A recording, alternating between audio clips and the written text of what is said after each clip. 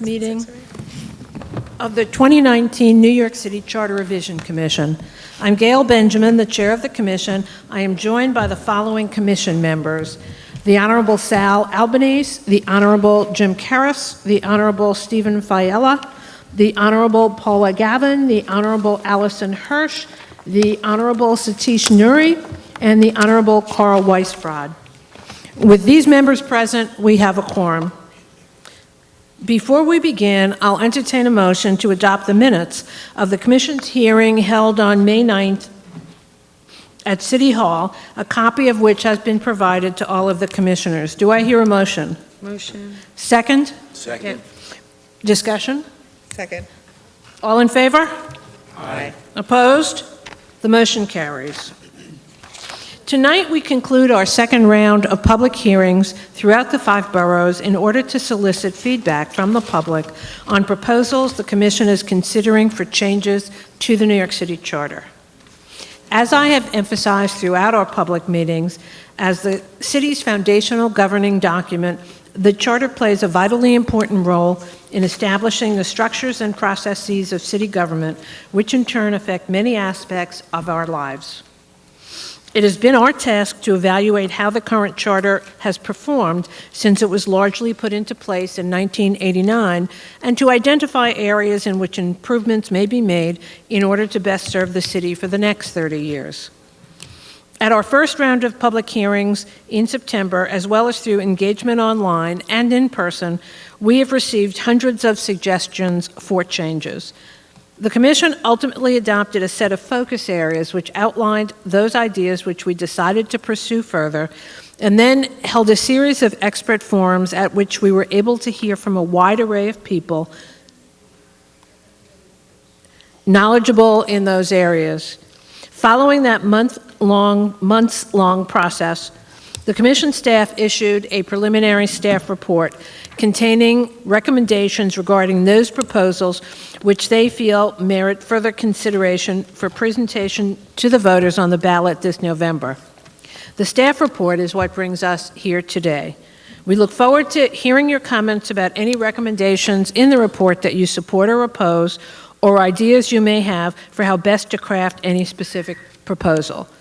Then, following testimony for the public, we will have some time to open the floor to the commissioners so that we may discuss with each other the ideas and recommendations that have been raised. Now we'll begin the public testimony. If you wish to testify and have not yet done so, please fill out a speaker's slip and submit it to staff. We will limit testimony to 3 minutes per individual in order to ensure that we can hear from everyone who wishes to speak. After you testify, members of the Commission may have questions for you to follow up on your ideas. If you have copies of written testimony that you would like to submit, please hand them to staff when you are called up to speak. We will also accept written testimony via email until May 24th. Our email address is info@charter2019.nyc. And as before, for those of you who have been here before and those who have not, I would like to run this hearing with a maximum of good manners, and if you have a reaction to something somebody is saying, I would appreciate it if you use jazz hands instead of hooing, booing, hissing, or applauding. If you want to indicate you're not in favor, if you do the opposite with your jazz hands, we can see you and we will know your reaction to what is being said. With that, I am going to call up the first panel: Jack Noland, Joseph Pitirano. Okay. That's okay. We'll still let you speak. Andrea Gonzalez. And Tausit Asan.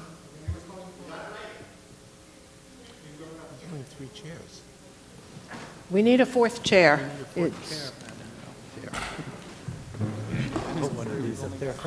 Yeah. Thank you.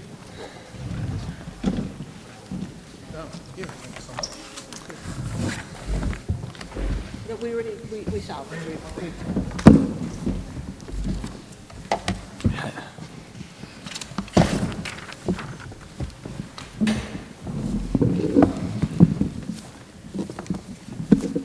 And we will start with Mr. Noland. Sure. Thank you.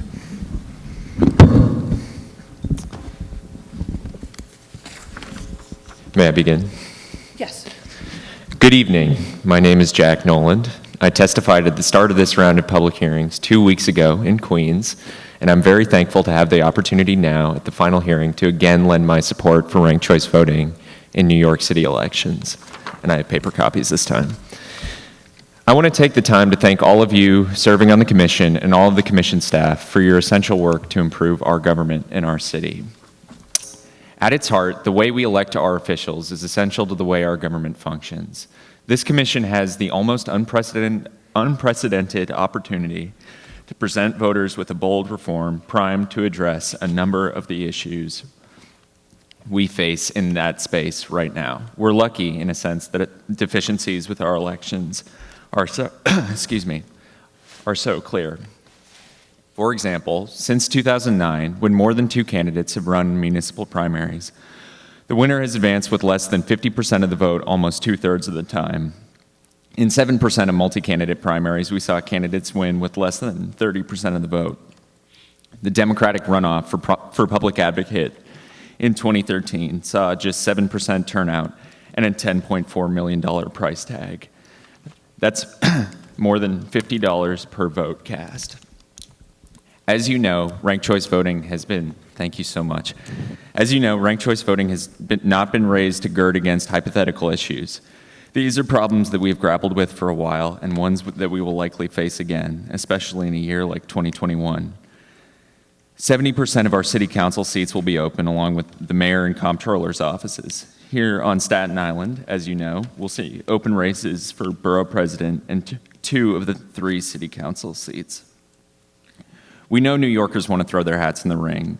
This year's special election for public advocate should be our guide. And that's a good problem to have. But one reason Public Advocate Williams, just elected under the current system, has spoken out in favor of ranked choice voting is that a majority winner is good for voters and officials alike. Let's give office holders a clear mandate and the public the right to feel represented. Building a broader base means building a stronger constituency, and it increases the incentives to run civil, issues-oriented campaigns. And voters feeling truly heard in our political process is crucial to our system functioning properly. Accountability depends on representation. It's why I'm here tonight speaking to you, and it's something we can truly offer to New Yorkers with ranked choice voting. We have the opportunity to learn from election administrators around the country who have successfully implemented RCV, and I will encourage you to continue to reach out to them. By allowing voters to rank a slate of candidates, at least 5, in all our city elections, we can greatly reduce ballot exhaustion, increase representation, eliminate costly runoffs, ensure broader support for the officials taking office, and eliminate the spoiler effect. Thank you. Thank you very much, Mr. Nolan. The next speaker is Joe. Hi, how are you? Hang on a second, please. Good evening. This is Joseph Fedoriano. I am a small business advocate. I am a small businessman myself, but I'm also very involved in the political process. I'm involved in the Staten Island Republican Party. Unfortunately, I don't feel that we're being properly represented in Staten Island. Although we have a great borough president who is doing a fantastic job, Jimmy Otto, he doesn't have enough power to, advocate for our borough. Although this might not be raised tonight as an important issue, this should be put on your mind because, many, many years ago, we used to have this body called the Board of Estimate, in which there would be 1 borough president for each borough. And although obviously there would be 4 Democrats and 1 Republican, the Republican would have a strong influence on this legislative board or governmental board. Although it was found unconstitutional by the Supreme Court of the United States, I don't remember the exact ruling specifically, but I think we should. The board wasn't unconstitutional. The voting The structure voting, of the board exactly. That's what I'm was referring to. unconstitutional. But I want to find a way that we could be able to bring that back so we can have fair representation in City Hall, so that way the borough president can have more influence. Because currently there are 2 roles of the borough president. The first role is to appoint community board members. That's number 1. and to handle zoning issues. Those are the two important roles of the borough president. I think we should have a third role for them in which they could be able to represent the people more properly. And not only that, the public advocate should have a stronger role. Now, the public advocate does have a role in which the public advocate does have some oversight over the mayor, which unfortunately this time around we have a mayor who does not have the best interests of all the people at heart, especially right here in our hometown of Staten Island with his high taxation, overregulation, and a myriad of other problems that he's caused in the city. The public advocate is not really going to oversee the mayor, and I think that we should change the public advocate position to a nonpartisan, non-party affiliated position. In that manner. That's another thing. Although we had a nonpartisan election the last time, I think it should be all nonpartisan elections, and I think there should be a no-party affiliation public advocate, because the public advocate should be representing 100% of the people and not just those in his own party. So if we could find a way to be able to implement that, that would be a great idea, because unfortunately the public advocate will not hold this mayor accountable, especially the current one who has a very long voting history in the city council with Bill de Blasio and with Bill de Blasio's policies. So I think we should have more accountability in government. I think we should have more power to the borough president, especially the local officials in Staten Island, and more power to the Office of Public Advocate and more nonpartisanship, especially with the Office of Public Advocate or a citywide office that would hold the mayor accountable. Because if you think about it, although the Supreme Court of the United States and other oversight bodies and judicial bodies are considered to be nonpartisan, technically speaking, they do have party registrations, and I think that we should treat the Public Advocate's office as a nonpartisan type of an office. So if you could find a way to get that arranged, that'd be a fantastic thing to do. Thank you so much. Have a great night. Thank you very much, Joe. The next speaker is Andrea Gonzalez. Good evening, everyone. My name is Andrea Alejandro Gonzalez. I am an Indigenous Latina activist and a Staten Islander since the age of 2. Before I begin my testimony, I would like to thank Communities United for Police Reform and Girls for Gender Equity for the opportunity to speak about my experiences. As we all know, we have a large population of police officers living on Staten Island. They are members of our community, and we as a community need to hold everyone accountable. We are here today to discuss the proposed revisions to the city charter, specifically to recommend changes that would increase safety for all New Yorkers by holding all community members accountable for their actions. More and more often on the news, we are seeing cases where police officers are using extreme forms of violence against community members. And we know that these cases are only the tip of the iceberg, and there are more day-to-day interactions with officers that dehumanize our communities. Many of these interactions lead to traumatization and lead to death often. We suggest that in these cases of misconduct, the Civilian Complaint Review Board, also known as the Ccrb, be able to determine the discipline in the cases that they prosecute and to include related misconduct. Currently, the commissioner gets to decide the discipline, which allows for corruption and the obstruction of justice. We also believe that in cases where the commissioner does deviate from recommended discipline, the commissioner should be required to make a publicly available statement that explains his reasonings for deviation. Another measure that would increase transparency and accountability is that the Ccrb would have oversight over peace officers, which includes school safety agents within the charter. In cases in which students have negative experiences with school safety agents, the Ccrb would be unable to investigate. Therefore, we need to include language that includes all peace officers, who we interact with more often. Students within our public education system depend on this change. There are more school safety agents in schools and social workers, which results in police interactions when they're not necessary. Police presence in New York City public schools often traumatize students, and they make them feel criminalized and unsafe in their school environments, which are meant to be safe spaces. I have been in public school since kindergarten, and I know firsthand the impact of police officers. My younger sister is still in public school system and deserves to learn in an environment where all safety agents are held accountable for any misconduct. In order to have a just and safe society, we must strive to hold all members of our city accountable. There is no one above the law, and these recommendations enforce that belief. Community members should be able to feel safe in their homes and in their streets at all times. And by holding those who enforce the law accountable, we can protect everyone better. Thank you. Thank you very much, Ms. Gonzalez. The fourth speaker is Mr. Hassan. Hello. So Good evening, everyone. My name is Tausif Hassan, and I'm the Civic Engagement Coordinator at the New York Public Interest Research Group, NYPIRG for short. NYPIRG is a statewide, nonpartisan, not-for-profit research and public education organization. We appreciate this opportunity to share our thoughts on a number of the proposed revisions, and we're responding specifically to the 2019 staff report. We wrote a very thorough written report. I'm just going to give the abridged version. Thank you so much for this opportunity. So first I'm going to talk about ranked choice voting. Ranked choice voting all over the country, in places where it's been implemented, we are seeing the highest voter turnout that these places have experienced in years. There are many theories for why ranked choice voting encourages voter turnout, and one idea is the concept of ballot expression and voter anxiety. In a multi-candidate race with an all-or-nothing ballot, some voters find it so difficult to decide who to cast their vote for that often they just don't vote out of frustration. Perhaps they believe one candidate is more aligned with their beliefs, while they believe another candidate is a compromise who is more likely to win. RCV allows voters to express the nuance of their political beliefs much more completely, and voters respond well to a system that makes it feel like they're being heard. Rather than being forced to vote strategically, people can vote their conscience without feeling like they're throwing their vote away. NYPIRG supports the institution of ranked choice voting in primary elections and municipal offices. Next, special elections. The Board of Elections has testified that currently they don't have enough time to set up for a special election. This may increase the likelihood of lower voter turnout and technical issues. Allowing the Board of Elections to sufficiently prepare for a special election makes sense. Unifying the state and city timeline may also create efficiencies for special elections, which occur at similar times for multiple levels of government.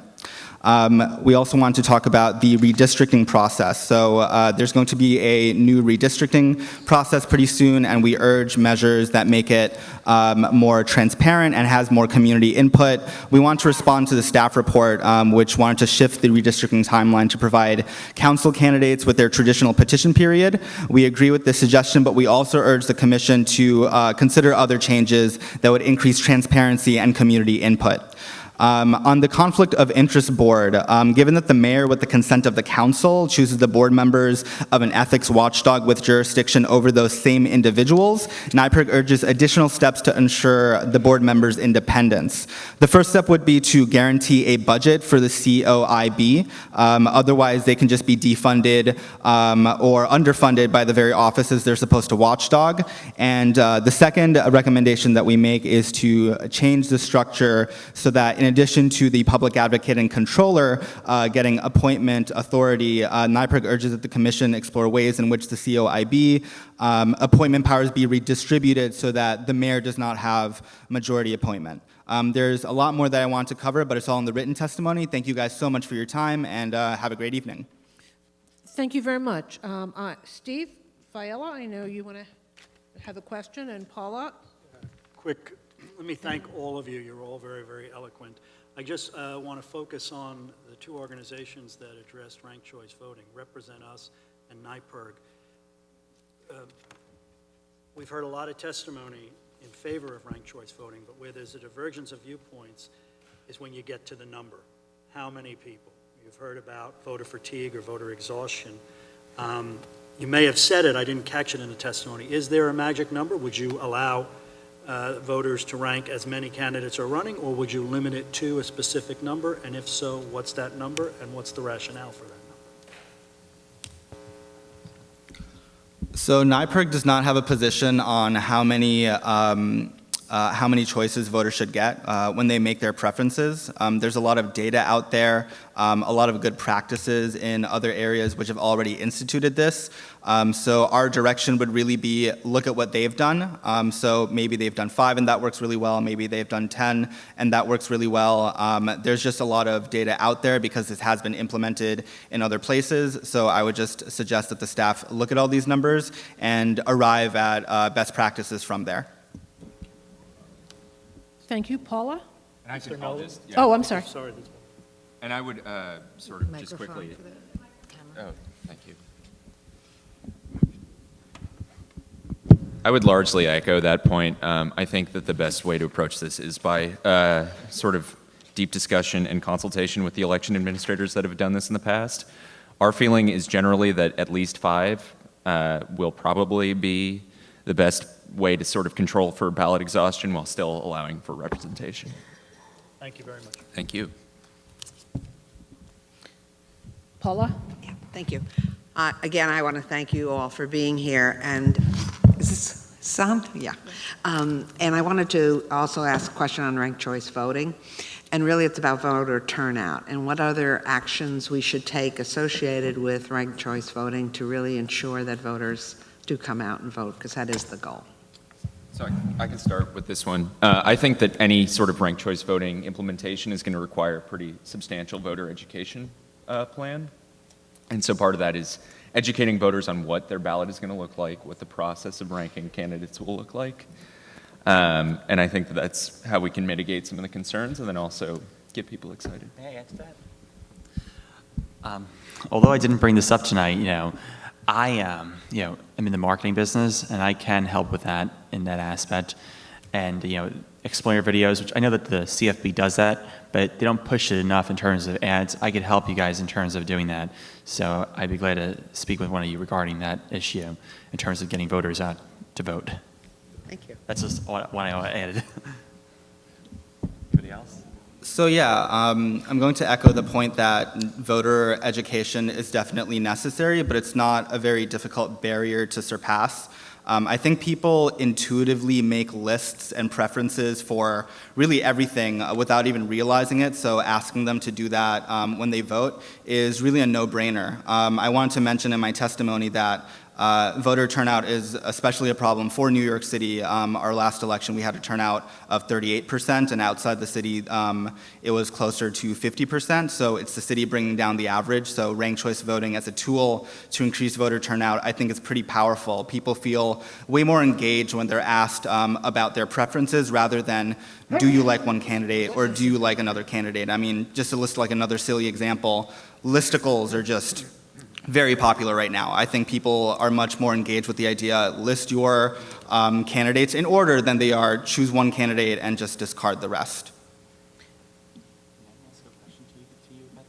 You don't get to ask him on the record, I'm sorry. Allison, you were next?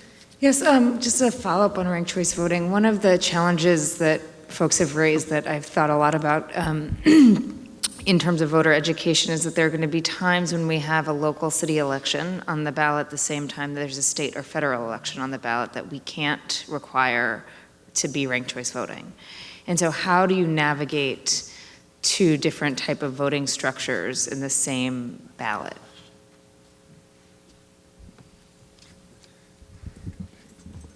I forget the examples off the top of my head, but this is not a theoretical problem. There are places where RCV is instituted at the municipal level, but not at the state level. Once again, I would just say, do the research. There are best practices. There are clerks who have had to deal with this problem already, but it just seems like every single time you implement RCV, the results seem to be all pointing in a very positive direction. So just replicating the steps that they took to figure out those positive results is what I would do.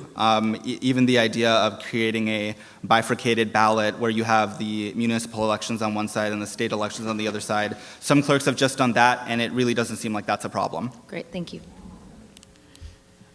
Sal? This is for NYPIRG. I couldn't agree with you more that we need to enhance the independence of the redistricting process. And I've got my own proposals around that issue. But I'm puzzled by NYPIRG's recommendation that the Campaign Finance Board be the entity that appoints some members to that commission.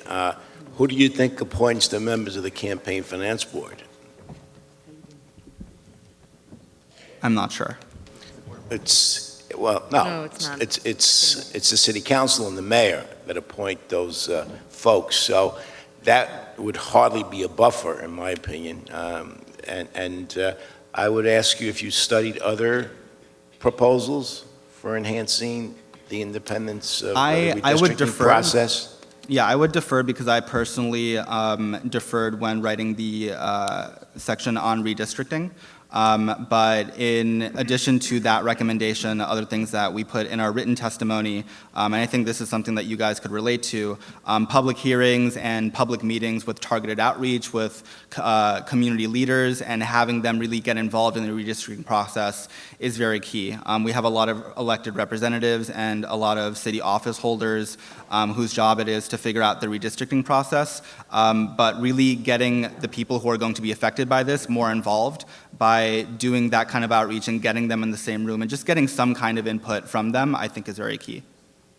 Have you looked at other proposals what California does and what some other states do, where they actually elect citizens to the redistricting commission through a process that obviously vets people, but those citizens are tend to be, they're not elected officials, they're not related to elected officials, they're not appointed by elected officials, which it's truly an independent process. Has NYPIRG looked at that at all? I'm not sure. I remember when I was sitting in for other Charter Revision Commission hearings that that process did seem familiar. It definitely seems amenable with the suggestions that we're making. Getting regular voters more involved is always a good thing. I can't say that that's our position, but it definitely sounds like an idea that NYPIRG would be amenable to. Okay. Thank you very much. Carl? Yes, thank you. And thank you to all of you. I have a question about ranked choice voting and voter education.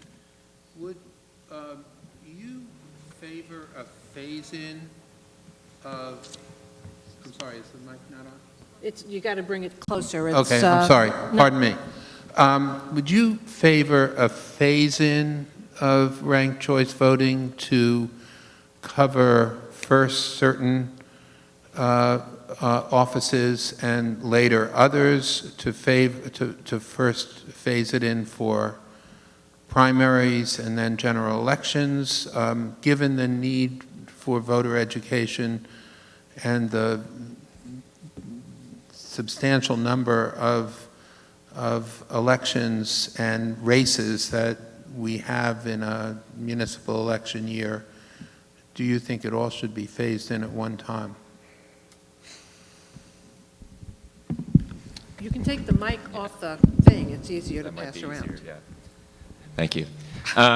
Personally, I think that passing ranked choice voting in 2019 on the ballot for the 2021 municipal election would give us fairly substantial time to do that voter education. I understand your concern. Personally, I think that the uniformity of having all of these offices sort of roll out at the same time and a coordinated voter education effort would be probably for the best. Yeah, I would agree with that point. I'm not aware of any situation where RCV has been implemented and then you get the situation where the first election with RCV is just a huge disaster, and then afterward they kind of start getting used to it. It seems like after RCV is implemented, voters are pretty savvy. They understand, okay, I'm ranking my candidates instead of just choosing one. So I don't think that it's necessary, to answer your question. I think that if implemented, RCV would be a very successful program in the city. And just to follow up on that, I'm assuming that you believe that ranked choice voting should apply to all municipal elections, council member elections, as well as citywide elections? Our position... Primaries as well as general elections? Excuse me? Primaries as well as general elections? Our NYPIRG's position is just for the primary, and our position is just for municipal offices. Well, clearly we're talking we only have the power to implement this for municipal offices, but just to be clear, your position is only for primaries?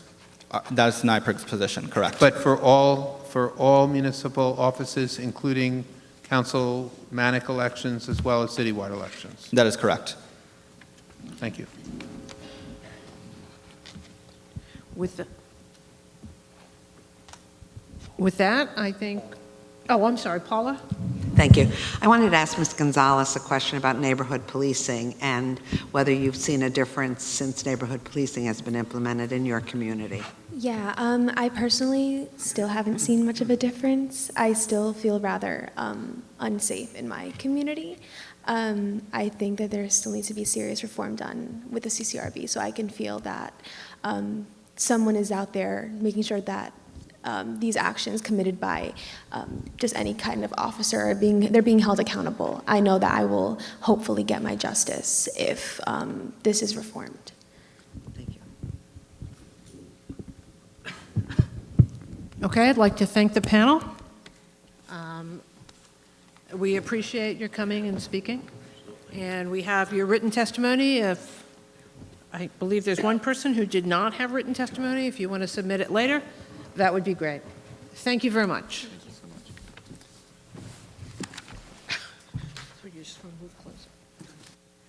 The next panel will be Diane Signorelli, okay. Councilman Joe Borelli, Andrew Smith, and Stephanie Castro.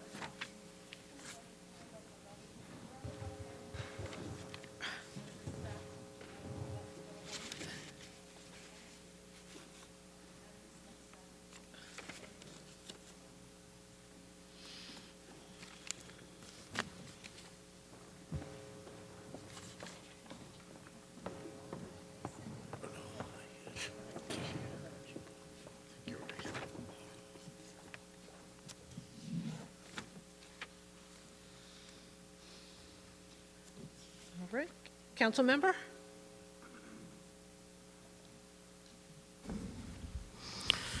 Well, hi, everybody. Welcome to Staten Island. Happy to see two of my constituents, Steve and Sal, commissioners. Thank you very much. While there's a large number of issues that I would like to comment on regarding the city charter, I'd like to speak primarily about the role of public advocate. Unexpectedly, I found myself running for this office and have had the opportunity to somewhat study the powers and responsibilities of the office, which took about 90 seconds. As you know, the job of public advocate, as it's currently constituted, is largely to make sure the mayor is alive and breathing, and certainly a task I'm more than up for.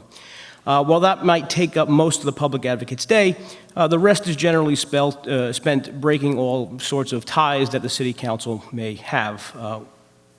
Certainly there hasn't been one in my tenure. Gail, you'd know better than me. I don't remember ever there being a tie in a 51-seat body. Not only is the public advocate a tremendous waste of taxpayer money, because again, the office can't do anything with any of the complaints that it receives, but when one adds the substantial cost to the taxpayers of 8-to-1 matching funds, which cost about $8 million this February, the election cost $15 million, we'll probably spend $40 million just this year to elect an office with no power but a budget of $3.8 million. That's neither here nor there. For these reasons, I'm urging the Commission to go in one of two directions, either give the office some real authority or to abolish it entirely. Based on the recommendations of the preliminary staff report, it seems that you all, thankfully, are inclined to do the former and give it some power. Now, in addition to the subpoena power, which is a positive step, I would also offer the following changes.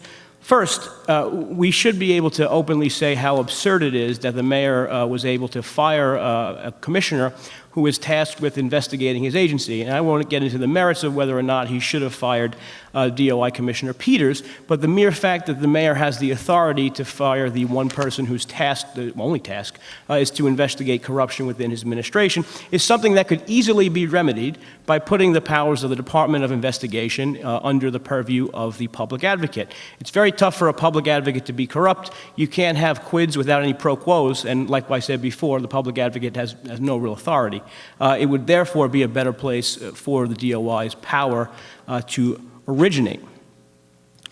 In order to make sure the PA job is actually meaningful, we should also give him or her appointments on the boards and commissions that actually have more of a bearing on our lives in many ways than the actual city council, perhaps. We're talking about the boards of NYCHA, the Taxi and Limousine Commission, the Water Board, Conflict of Interest Board, Civil Service Commission, ECB, HHC, Landmarks, BSA, the whole thing. PA has an appointment on the City Planning Commission, Carl, as you know, but if that's good, why not expanded to have an elected representative on some of these boards. Can I have some more time, folks? Thank you. I realize it might take Don't take advantage, though.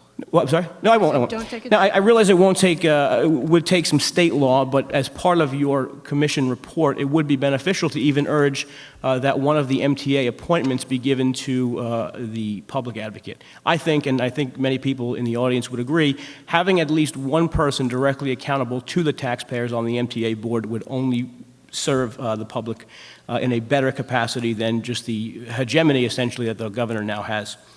And finally, if there's no effort to improve the office or give it any power, then I would suggest making another one of the positions that actually has some authority over some government policy, whether it's the comptroller or the speaker, or even a deputy mayor, for argument's sake, the actual next in line of succession should the mayor be incapacitated in any way.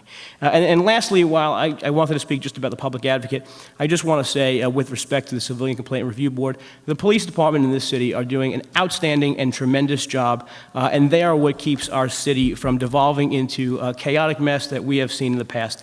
I think the vilification of cops is something which is just appalling and upsetting, and while I certainly admit there are certain bad apples in the NYPD, there are already a myriad of disciplinary actions that they face. If the mayor is doing a bad job and the police commissioner who he appoints is doing a bad job, you have one solution, and I think that is to re-elect the mayor, and thank you very much. Thank you very much, Commissioner.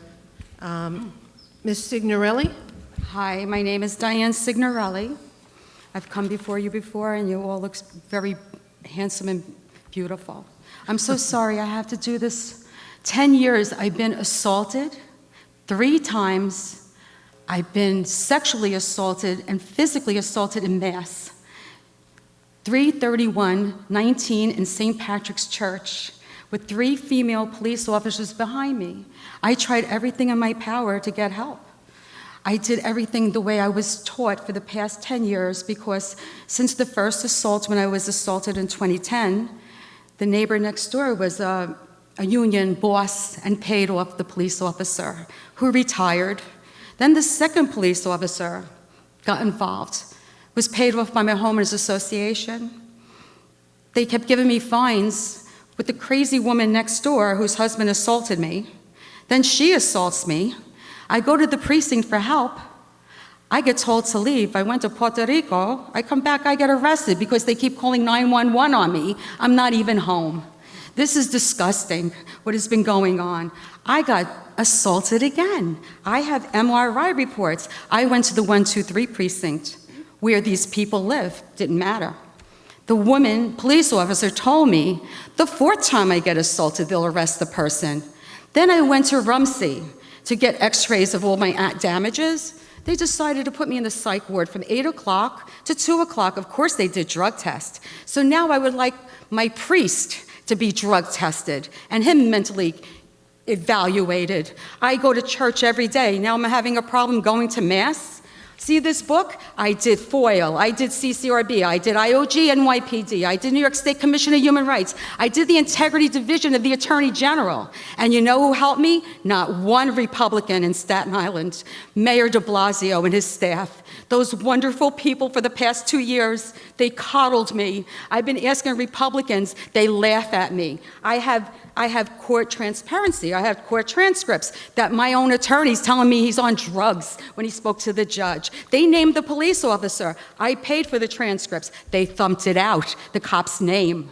My attorneys have my money, $10,000 in escrow. I did all of the court paperwork myself, thanks to this man named Joe down at the courthouse, Alamo. If it wasn't for him, everything I wrote, everything I did, and I don't want to be a lawyer anymore. I want to be a real estate broker, but it's hard because they blackballed me. I can't even get a job. I'm on disability. Now they're telling me I need to go back to the 122. When I went to them, when they told me after they tried to put me in the psych ward, the officers were very rude, and it just so happened that Ccrb was there.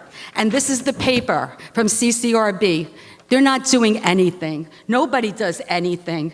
Why is this Ccrb goes to IAB and you get nothing? I have a book here that goes to 2010. This is criminal. I come from a law enforcement family, and for me, this is the hardest thing for me to do. But I want you all to know, April the 10th, I was at the retirement ceremony at One Police Plaza, and I was so happy and proud of all of those policemen and their families. And that day, when I saw all the high rankers, I was happy for them, and I didn't think of the corruption. But look at me, here I am again, and I want it to stop. I want them to be held accountable. I want my priest to hand over the paperwork because I sent him something that said that he needs to preserve the audio proof. And I guess it's who you know that I'm not getting any help. 10 years. Ms. Signorelli? I'm sorry. It's okay, I understand. I apologize. Take a minute. The next speaker is Andrew Smith. Go ahead, babe. You can just move the microphone. You don't have to move the whole stand. Okay. Thank you, Madam Chair. My name is Andrew Smith. I'm an AFSCME shop steward in DC 37's Local 1503. I speak to you tonight as a union activist and in support of the proposal for an elected civilian review board. I want to begin by telling you what some unions are doing about police violence. In recent years, the International Longshore and Warehouse Union filed a lawsuit to stop police violence. Here in New York, DC 37's Local 375 organized a demonstration with 450 participants to protest police violence. The Chicago Teachers Union supported a proposal for an elected police accountability council. My own Local 1503 of DC 37 voted by overwhelming majority to support an elected civilian review board. Local 1503 also donated $1,000 to the campaign for an elected civilian review board. I assure you, it is a lot of money for us. We are very conscious of where our dues money comes from and where it goes. In this case, to printing the brochures and posters you see in the hall here tonight and have seen in all of your hearings this year. Police accountability is a union issue because we are among those targeted by police, and we want it to stop. Unions in New York are diverse, much more than people generally think. We are made up for the most part of racial, ethnic, and national minorities. It is our source of strength and solidarity. Unfortunately, it means that most of our members and their families and their communities are vulnerable to police violence. We thus have a deeply personal reason to demand accountability. There is also a historical reason. We know that any day bosses can call the police to bust our organizing, to break up our strikes and other demonstrations of workers' power.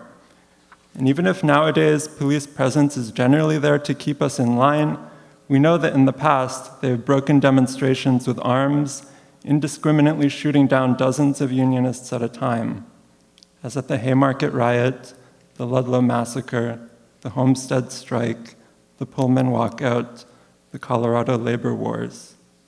We know about this history, we know that they are armed and dangerous, and we know that ultimately they're not on our side. So we have good reason to use our power to push for greater accountability.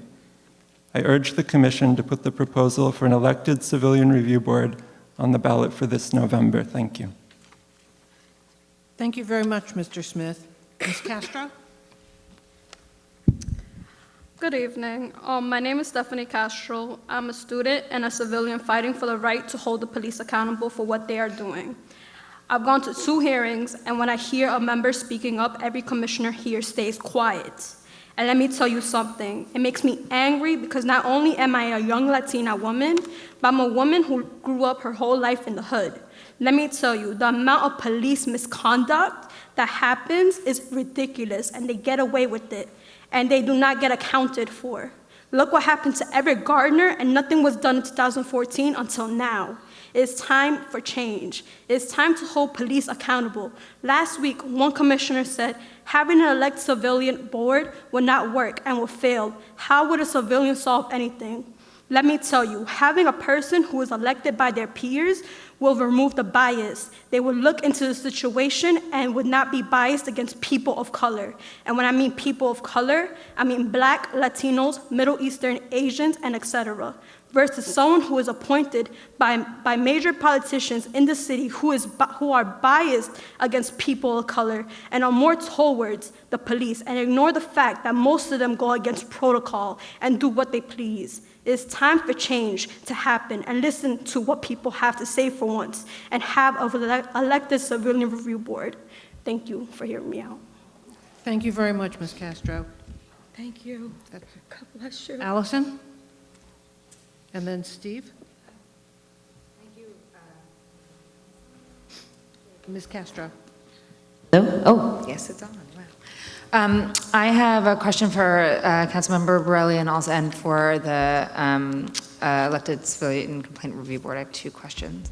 So on the public advocate question about a public advocate appointing the Department of Investigations commissioner, are you at all concerned that that would, given the public advocate has historically been somebody who wants to become mayor, is creating his or her own citywide platform, they're all concerned that that would turn the Department of Investigations into just a political arm of the public advocate's office and in some ways a weapon against either an incumbent mayor or city council or whoever? Well, I think you've correctly articulated that the public advocate's role is to do nothing but try to run for mayor. I think I will commend you on that, perhaps inadvertently for reminding us. The role of DOI commissioner is a very vital role. And regardless of how we look at it, in a democracy, the ultimate power has to come from some elected source. I don't think combining the two loci of power under the same person is beneficial in any respect. I mean, just imagine the outrage that would have followed should President Trump have fired Robert Mueller in that investigation. And yet, when you look at Mayor de Blasio's action, you could certainly see similarities. You could certainly see similarities to Governor Cuomo's disbanding of the Moreland Commission. So if the penalty is that the public advocate with improved powers of the Department of Investigation can somehow be a more potent check on the mayor, I'm not entirely opposed to that. But you know, if you're saying that someone's going to use their prosecutorial power to grandstand or to enhance their own career, then that's probably a good argument against elected CCRB as well.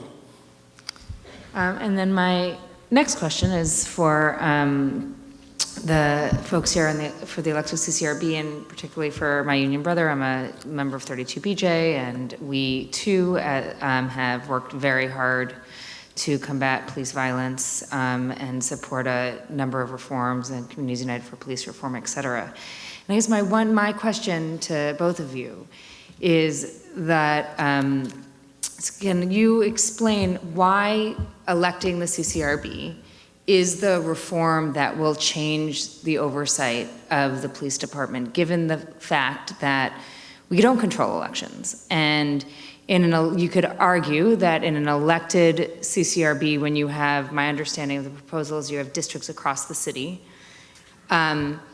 you could have a situation where the PBA, for instance, says we're not going to pay attention to the mayor's race, we're not going to pay attention to the city council, we're going to put every ounce of resources that we have, financial and membership resources, into electing police officers to the Civilian Complaint Review Board, and thereby, not reformist police officers, and thereby potentially nullifying the entire role of the CCRB. So I guess my question is, in some ways, can you explain to me why I think there's a lot that can be done to reform the CCRB process? Why is the election itself the key reform? You want me to answer that? I was referring to those folks, but you're free to. I would love to. I'll give you that opportunity. You want to talk? Yeah. I believe why there should be elected civilian board, because I lived in East New York my whole life. I'd rather have someone in my community talk about what's happening in my community. I've gone to school with cops since I was in kindergarten. There shouldn't be cops in schools throwing kids on the ground. They shouldn't be. I'm dressed in sweats, in a hoodie, and a bomber jacket. I'm in the streets, a cop would stop me. That's not right. That's not right at all. And there's people of color. If I was dark-skinned, that's not right. I believe someone in my community, in every borough, should have a person speak up. And not having someone, I'm sorry to say, that's white, has never lived in the hood, that doesn't know how it is, that doesn't know that environment. And I find that unfair. I find that very unfair. And I believe someone of color, someone Latino, Black, Middle Eastern, Asian, should be up there speaking for us. Can I just, this is just point of information, can the staff at some point, because I don't know what the current demographic makeup of the CCRB is, We can certainly get that. list together, thanks.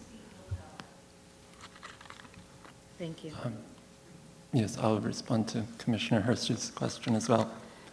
First, I agree with everything that she has said, and I think that it's really the important point that you all should be considering. I'll also say that I'm rather astonished at the suspicion of the democratic process that we've heard from many commissioners here in the past few weeks. Almost at every hearing, the response to the proposal for an elected civilian review board has been, well, oh no, if we open it up to the public to vote, bad people will be elected. I find that quite astonishing, and I wanted to highlight it. As for the elected board, one reason I think that it's so important and so necessary, because the Civilian Complaint Review Board, as it is, does such a bad job, as we know in our bones, and you all know in your statistics, is that they're accountable to the mayor and the police commissioner and city council. They have their jobs to do the work for those people and not for us. And the reason we want an elected board is we want a board that's accountable to us, that will care about us and our community, that will prioritize our needs as victims of police violence and not the needs of the police commissioner. I think that is so simple, and I'm really sorry that you all missed it. Thank you, Steve. It's quite upsetting when you try to do everything the right way. I've been in politics my whole life, and that's what hurts me more. I was handpicked by Republicans. I was a councilwoman. I came back to Staten Island, the place I was born, and I was so disrespected. But it seems to be the new regime, because I did undercover work for Jim Molinaro. I shut down a place called St. Christopher Ottilie, as you all know, for abusing autistic disabled children. I shut down a place in New Jersey for abusing animals. So I thought by sticking up for myself for 10 years, by being abused, these cops were being paid off. I just had to claim bankruptcy to save my home. I pay my bills. I have everything. It's all transparent in court. And I will be going to arbitration in Brooklyn. But it shouldn't have to be like this. We need somebody. CCRB is nothing. IAB is nothing. IOG, NYPD, the Integrity Division of the Attorney General. And Letitia James did absolutely nothing. And I'm so sorry to say that. But Mayor de Blasio and his staff is amazing, and they gave me hope for the past 2 years until I get assaulted again in church. I feel like there's a hit on me. That's all. Thank you, Steve. Thank you. Thank you all for being here. Councilman Borelli, you're my councilman. This is the 8th Charter Revision Commission since the '89 charter was adopted. And I've participated in every single one of them except the last one, and that was by design. And I've had the privilege of serving now on 3. You start this process hearing 1,000 different ideas, and you can't help, our tendency is to immediately, we have an opinion on an idea. I promised myself that I would adopt St. Benedict's rule, and his first admonition Very first word of Benedict's rule, listen. And that's what I've tried to do in every Charter Revision Commission. When you propose, when I read in the newspaper your proposal, my initial opinion was, no. I mean, I'm already pretty much against the office to begin with. But the idea of granting this level of authority to this office, no. But I listened, and tonight you added in something into your remarks that I'd like you to expand on. I'm not suggesting that I'm with you, but I am suggesting that you framed an argument that I had not thought about. And when you brought up the notion of a public advocate not being beholden to anyone, therefore that being the logical person with which to entrust the investigatory authority to. Could you expound on that angle? Because I hadn't given that sufficient thought, or any thought. Well, first of all, 8 times in a row and you still haven't gotten it right. I mean, forgive me for saying. If you look at the way government is formed in the United States of America, there's 51 constitutions, essentially. The majority of them, in fact, all I can think of, save the federal Constitution, separates the powers of the executive branch into a multiple executive. This has served this state fairly well since its inception. If I recall, the Attorney General was a position that existed before New York was a state. So this state has a very long history, even in the 1800s, in the second or third Constitution, when the powers of the governor were changed, there was always a separation between the executive branch proper, meaning the agencies that provided services, and the law enforcement arm. So this would be almost duplicating that. Admittedly, the public advocate would never be an attorney general with the power to prosecute people on the street. Perhaps that's another solution for the Ccrb issue. But this would separate, as it does in the majority of states that I'm aware of, the roles of the executive branch. I mean, we do that in and of itself with the comptroller, just like most states have a separate CFO. So I don't think this is abnormal or out of any sort of governmental norms that exist in the United States. In fact, it's probably more in line with most other places than we think. Seeing no further questions, I thank the panel, and I will be calling up the next panel. Can you help me, Joe? Could you just throw that in there for me, because my hands are like shaking. I'm sorry. What, do you want to just take it down there and do it? I don't care. Heather Quick. I made you go ahead of me, remember? Sister Thank you. God bless Shirley you all. from the Forgotten Borough. Teresa Thanjan.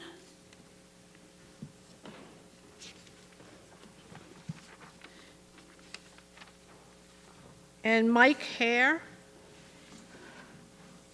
from Abuelito.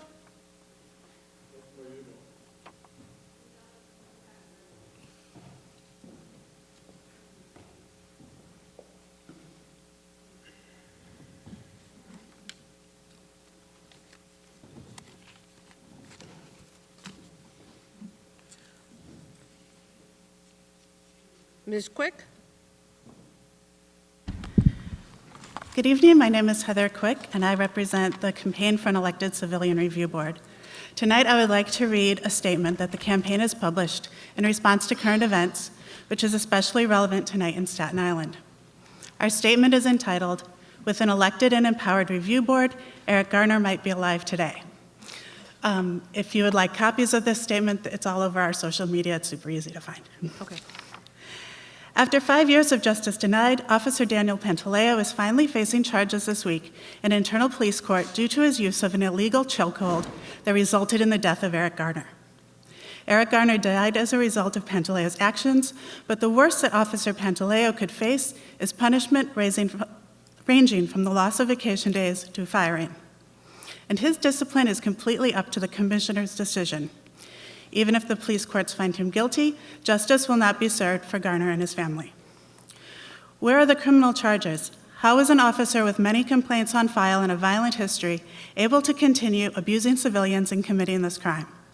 And what about the many other officers present who contributed to his death? If we had an elected civilian review board and an independent prosecutor, it would be a different story. Here's how. First, discipline can prevent escalating violence. A board of elected and concerned community members representing the diversity of the 5 boroughs would have investigated and made binding decisions of discipline in earlier complaints filed against Pantaleo. An elected board with the power to mete out binding disciplinary decisions may have removed him from the force, or at least checked his violent behavior with a stiffer penalty than the slap on the wrist of instruction that the police commissioner gave Pantaleo in 2011, thereby possibly saving Eric Garner's life. It's in this way that effective police oversight prevents death. Abusive officers are effectively disciplined or fired before their behavior escalates and causes a death, like Pantaleo's behavior did. Secondly, an unbiased, independent special prosecutor can bring criminal charges against the police. An elected independent special prosecutor, unlike the DA, would prosecute without bias. Staten Island District Attorney Daniel Donovan failed to convince a grand jury to indict Pantaleo, despite video evidence showing clear use of an illegal chokehold, which has been banned for over 20 years due to its lethal danger. Like all DAs, Donovan works with the police regularly. This is clearly a conflict of interest.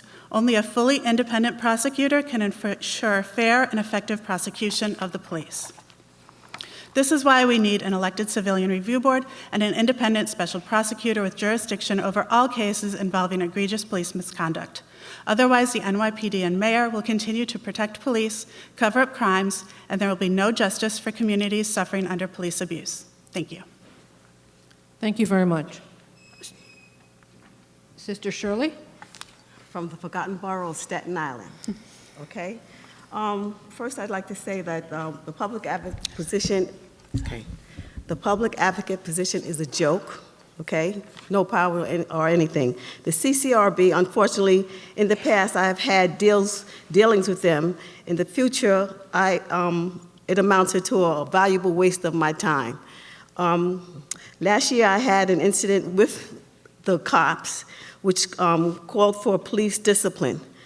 I was told, once again, my only recourse was to go to the Ccrb. I declined. Ccrb needs power, real power, to ensure police accountability. Ccrb needs to be ECRB with power. Currently, the people who appoint the Ccrb are the ones who also need accountability. Mayor de Blasio, he hired more cops, and the city council also voted for more cops, okay? And we already have cops who are not doing the right thing. They're racist, and this whole system is racist against people of color, and they're doing the bidding of the racist system. The police commissioner with the quality of life had this in over 20 years ago, was Bratton under Giuliani, and they had this system of a quality of life. Then de Blasio brings back Bratton, and now he's calling it broken windows. It's the same Kool-Aid, only different flavors, okay? My sons over 20 years ago were walking in their own community, and one of them got into an argument with a friend of his, a girl. The cops pulled up and said, "It looks like you're going to do bodily harm to the girl," and proceeded to arrest my son. My other son said, "What are you doing? That's my brother." The cops said, "Get out of here before we arrest you too." So my son went to the corner to call me. At that time, they still had phones on the block. The cops came up to him again and said, get off the block. He went around the corner onto to the porch of his friend's house. The cops came around the corner, said, "We're going to arrest you for something." Proceeded to arrest my other son and my godson for trespassing on their friend's porch. So that day, my 2 sons and my godson were arrested. Not only were they arrested, it even went to trial. This is what we're subjected to, okay? De Blasio, he says that he's going to make a difference. He's making things worse. And when the cops turn their backs on him, they were rightly doing so because he had told them to go clean up Staten Island, okay? It's gentrification, rightly so. So I finally want to say that when the cops did what they did to Eric Gardner, Eric wasn't even the first person who was choked to death here on Staten Island by the cops. He was the third. The first one was in 1994, this brother named Ernest Seance. He was just going about his business. The cops knew him and everything. They stopped him and they choked him out. Nothing was done. The second one was in 2002, this brother named Charles Nelson. He was going to the hospital on his own. We call the hospital Barely Breathing, but the hospital's name is Bailey Seton. He went to the emergency psych. He did not want to stay there, and the cops choked him out at the gate. It's a continuation of what's happening. We need a strong ECRB. We need something that makes the police commissioner accountable, even the mayor accountable.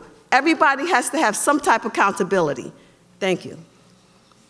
Thank you very much. The next speaker is, I'm sorry, Teresa Fangen. Perfect. Great. Thank you. Good evening. I am Teresa Thangen, and I'm the Manager of Member Engagement at New York City at the New York Immigration Coalition. Thank you for the opportunity to testify today. And thank you also to the Commission staff for all their work on the preliminary staff report. The New York Immigration Coalition will submit a longer written testimony for the record, but tonight I want to speak specifically about redistricting. I also want to mention I grew up on Staten Island in St. George, so this is a great moment for me to be able to testify. New York City has one of the model redistricting processes in the country. The existing requirements for diverse representation on the Districting Commission, as well as clear directives to produce fair and effective representation of racial and language minority groups, provides a solid framework. However, our redistricting process can still be improved. Previous commissions reached beyond the minimum requirements outlined in the charter, and their best practices should be codified. This includes specific language around transparency of meetings and data, and strengthening language related to the fairness of drawing of lines. Lastly, the charter must expressly prohibit the drawing of district lines based only on the population of citizens rather than the total population of those residing within New York City. I'm going to talk more about drawing lines based on total population now. In a 1966 case, the Supreme Court left it up to the states to draw state-level district boundaries based either on the entire population counted by the census, by excluding populations ineligible to vote, such as non-citizens and children. Only 10 states legally permit excluding certain populations during the apportionment process. New York is one of them. In 1969, New Yorkers approved a statewide ballot measure defining, quote, inhabitants excluding aliens to mean, quote, the whole number of persons. It can be argued this change prohibits non-citizens from being excluded from the total population count for the purposes of redistricting. However, the phrase inhabitants excluding aliens still appears 10 times under multiple sections of the state constitution relating to the apportionment. Furthermore, the language of the 1969 ballot measure reads that for the purpose of apportioning state, Senate, and Assembly districts. Wow, okay. Just quickly, just want to also say that the charter prohibits separating concentrations of voters of the same political party. We recommend adding language prohibiting a practice known as packing, the inverse of cracking, in which voters of one political party are intentionally placed within fewer districts possible for the purpose of reducing voting power. We will be submitting written testimony. Thank you so much for your time. Thank you very much. And if you would do that, as we said, before the 24th, we would appreciate it. I do have 5 copies here. Okay, if you would, if someone would get them from you, we can distribute them. And Mr. Hare? Yes. Well, I'm here to speak very strongly in favor of an elected civilian review board with teeth. I would like to echo all the sentiments that Sister Shirley had. Sister Shirley lives in the Mariners Harbor section of Staten Island. I live in Stapleton. I would like to speak about it from a slightly different perspective. I'm 61 years old. I come from Texas. I grew up there. I'm old enough to remember, quote, legal segregation in the early 60s and what that meant. And then as a youth, in college a little bit, I protested against apartheid in South Africa. Well, I've spent more than half of my life in Stapleton. My children, who are white, have gone to the schools there with largely children that happen to be Hispanic or African American or from other countries. And I've seen these kids grow up. Not everybody gets chokeholded to death by Eric Garner or ends up like Ernest Sayon, who's from my neighborhood, and things like that. But I also see, just personally, dozens of people that wind up in the system that, are friends of my children. They wind up in upstate prisons. And then I have cousins of my children that live in white neighborhoods, Tottenville, you name it. And for some of the same crimes, nothing happens to them. I mean, and we have Mayor de Blasio who talks about a tale of two cities. And it is a tale of two cities. And, very much policing in a lot of our neighborhoods in this great city of New York, it is a tale of two cities. The policing is, it's not unlike apartheid. It's not like some of the things I witnessed as a small child in segregated Texas. And, one other story, just a personal story. And my son, hasn't suffered like other kids in the neighborhood. He happens to have an Italian-American last name, but he grew up in this neighborhood. His friends are Hispanic, his friends are black. How many times have they just been pulled over because they were 14 or 15 years old, thrown up against a brick wall, searched, stripped, stopped and frisked, and a cop gets out and says, "Lombardi, what are you doing here?" It's like, hey, well, the next kid might have a name like Torres, the next kid may have a name like Johnson or Williams. And, but this is the reality that, it is for hundreds of kids in Stapleton, hundreds of kids in Mariners Harbor, and different neighborhoods all throughout New York City. And much like, the young woman spoke to before. So that's why I think we strongly need an elected civilian review board. Also, one more thing, Eleanor Bumpers. I think a lot of us remember that. My mother pretty much did the same thing. Nobody cut her down with gunfire. The cops just backed off and talked to her. And that's the reality. Thank you. Thank you very much. Are there questions of the panel? Seeing none, thank you very much. Oh, Carl. Thank you. I had a question. I'm sorry I didn't catch your name, the woman from the, yes. Teresa. Teresa. Thank you.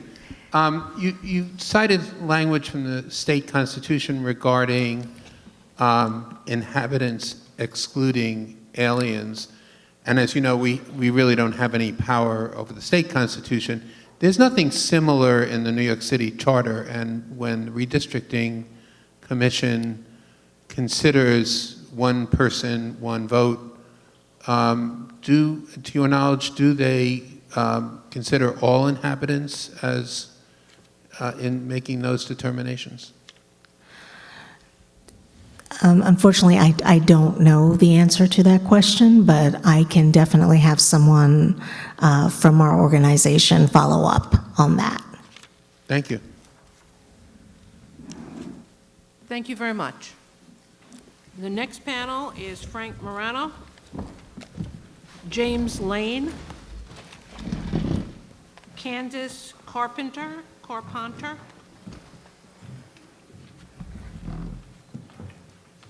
and Emma Alabaster. If we could perhaps get another chair. Is that going to be possible? There's one other speaker, Leo Ferguson.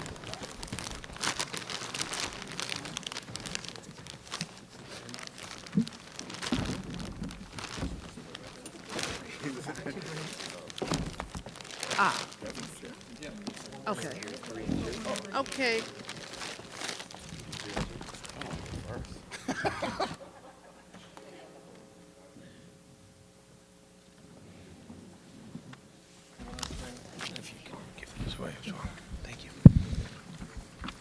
Mr. Morano.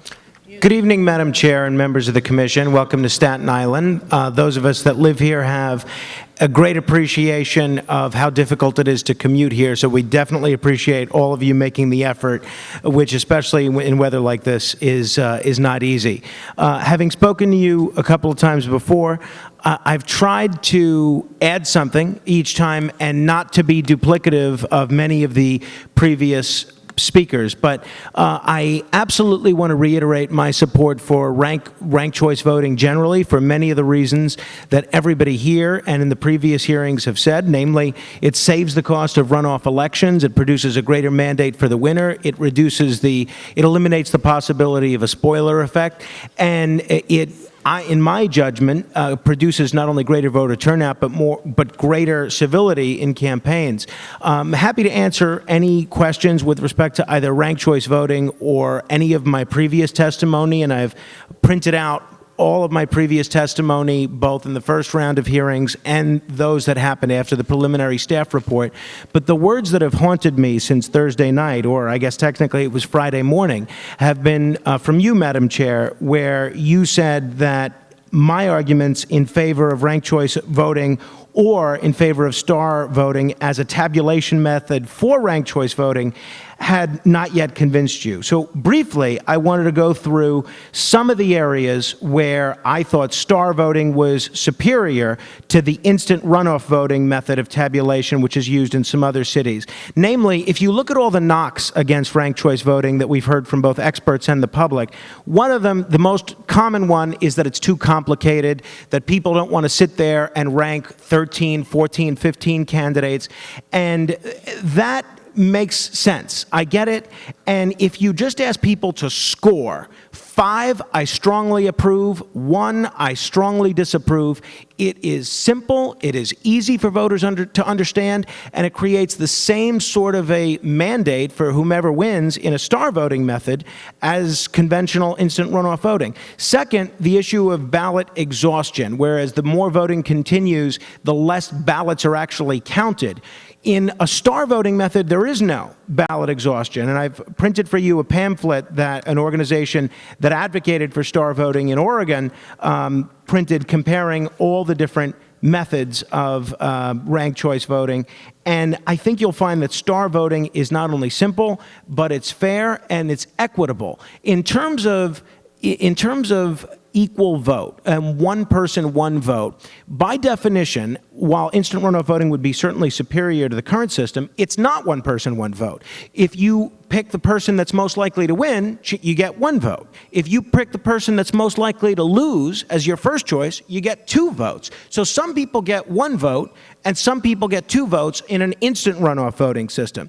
Now, I've been reluctant to point out some of the pitfalls of instant runoff voting because I don't want you to point to the ones that I mention and say, oh, well, that's why we need to keep the system the way that it is. But if you look at star voting as a tabulation method, it's superior in so many different ways. And if you look at what the state legislature has done on pay raises, on matching funds, on redistricting, what they've done is they didn't find the need to find all of the answers to every single problem now. What they did is they created a panel. So should you choose to implement a ranked choice voting system, there's no reason that you can't leave the details of the proper tabulation method to a panel that convenes in the next year or so. Thank you. Thank you, Frank. The next speaker is James Lane. Thank you. So my name is James Lane. I'm a lifelong New Yorker and a member of the Green Party. I've run for office as a Green Party candidate 3 times, twice for public advocate, once for Congress in Staten Island. Obviously, I think public advocate is not a stupid office, but we just have bad people run it. I'm here to strongly support the effort of ranked choice voting for all New York City elections, and most importantly for the general elections. As a Green Party candidate, I've seen firsthand how broken and undemocratic our current winner-take-all electoral system is, and how the corporate media outlets collude with the two major parties to keep alternative voices silent. As a candidate for public advocate from a legitimate party with statewide ballot line, I was intentionally excluded from televised debates and from most corporate media reporting in all three of my campaigns. When I ran for Congress in a special election right here in Staten Island with only 3 candidates, I attended every public forum possible, yet my name was often excluded from newspaper and television stories about those events. A system that allows moneyed interests to shut out alternative voices and candidates is not a democratic system. Voter turnout in New York City and all across our country is embarrassingly low. Yet, other than voter shaming, the two major parties have done very little to figure out why the public is not voting. Low voter turnout is not the fault of us as individuals. Instead, it is the fault of a system that is completely controlled and corrupted by wealthy donors and corporate interests. The people of our city know that their votes don't matter at all. That's why they don't vote. Poll after poll shows that the public want more voices, more choices, and definitely more parties. The systematic strangling of our democracy is exactly what has brought us to a climate catastrophe with less than 12 years to figure out how we're going to change this tide for survival. Many others have testified to all legitimate research showing that RCV increases voter turnout, that it ensures candidates are elected with a clear majority of support, that it ensures that candidates work for their constituents as opposed to their corporate contributors, and it eliminates the need for expensive runoffs, etc. But most important problem that RCV can fix is the fear of vote splitting. In every one of my campaigns, I talked to many supporters who wanted to vote for me or wanted to vote for other Green Party candidates, but who were afraid by doing so that they would cause the victory of another candidate they were really afraid of. We need to free voters from this cycle of fear. We must champion a system where the people can freely vote for candidates that align with their morals and values instead of being forced to hold their noses as they vote for candidates that they don't like, simply to avoid the victory of candidates they like even less. There is nothing to fear with ranked choice voting unless you feel real democracy. This commission has the power to give disenfranchised communities, unaffiliated voters, alternative parties a chance to have real voice to run candidates on an even more playing field. It would be tragic to waste that opportunity. The movement for real democracy is coming. Whether this commission votes for it or not, the public is quickly losing patience for corruption, so why not let New Yorker be a heroic leader in this movement and not just for an eventual follower? New Yorkers deserve to vote for their hopes and their dreams now. Our climate is telling us we don't have time to waste. Thank you very much, Mr. Lane. The next speaker is Candace Carpenter. Carpenter? Carpenter. Okay. With an O, though. That's correct. My name is Candace Carpenter. I am the chair of the Green Party in Brooklyn, and I am a state delegate to the Green Party of New York State. I am very excited that one of the issues that this panel is addressing is ranked choice voting. I believe that reform of our electoral system is essential to turning the tide, as James said.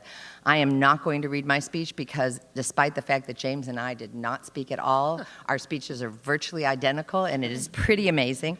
But I do want to say that I think that New York has a particularly unique position because we are who we are. And I think by exploring ranked choice voting and allowing a more democratic system, we will have an influence on the rest of the country. And I think that is as much an important part of our role as what we do in this city. I think the example that we set is important. And for other large cities to take our lead would be a lot easier if we do it first. I do want to mention, however, one of the questions that was asked early on this evening was what other ways can we use to expand voter participation? And I am not as learned in this field as one of our members is, Craig Seaman, but I did ask him that question, and Craig said that one of the strongest ways to enhance voter participation is democracy vouchers, because when you narrow the gap in campaign funding, there won't be the disparity in targeting that there is now. Underfunded candidates representing economically disadvantaged communities have to have more limited targets, meaning less outreach for new and peripheral voters. If all you ever reach is the prime voters, then those classified as non-prime don't get the mailings from the candidates. And as a result, primes are more likely to vote for the well-funded candidates, widening the disparity in the access. This is one prime reason we have decreasing voter turnout in New York. We are marginalizing the people that we want to give the vote to because they aren't targeted, and that is really because we've got so much money in our electoral system. So that from somebody who knows more than I do, and I thank you for your time. Thank you very much. The next speaker is Emma Alabaster. Good evening, everyone. I'm Emma Alabaster. I'm a lifelong New Yorker, and I live in Staten Island. I'm also an educator and a member of Jews for Racial and Economic Justice.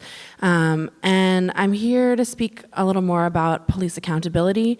I live not far from where Eric Garner was killed. I know he's been brought into the room a lot tonight. At this, just today, Officer Daniel Pantaleo is finally on trial. The worst that could happen to him is that he would be fired. In the meantime, 5 years later, he's received raises and makes $120,000 a year. No justice has been sought. All the other officers involved in the murder of Eric Garner have been impacted in no way at all.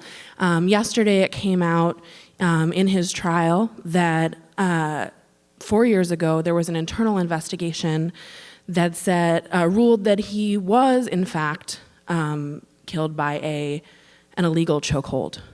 And yet the police force still did not do anything about it. And the only reason that there's a trial now is because of the Ccrb. So I think that's really important when we're thinking about what is the actual real state of police accountability right now, which is to say very little. And in a city like New York, I think that we can do a lot better. And I think that it's really important to me to believe that my friends and my family will be safe, and the people that are supposed to keep them safe are the people that I fear, and that when police do harm, right now there is no accountability. So it's very important. There are some real concrete things that this commission can do to increase police accountability for killings, brutality, sexual violence, and gender-based violence, and to increase police transparency. Right now, there's very little transparency. Particularly, we want transparency related to the NYPD budget. That includes related to surveillance technologies, military-grade equipment, and expenses paid by private or other sources that are not currently subject to council oversight. Thank you very much. Thank you very much, Ms. Alabaster. Mr. Ferguson? Hi, thank you so much for having me. My name is Leo Ferguson. I'm with Jews for Racial and Economic Justice and Communities United for Police Reform. I echo everything that Emma just said.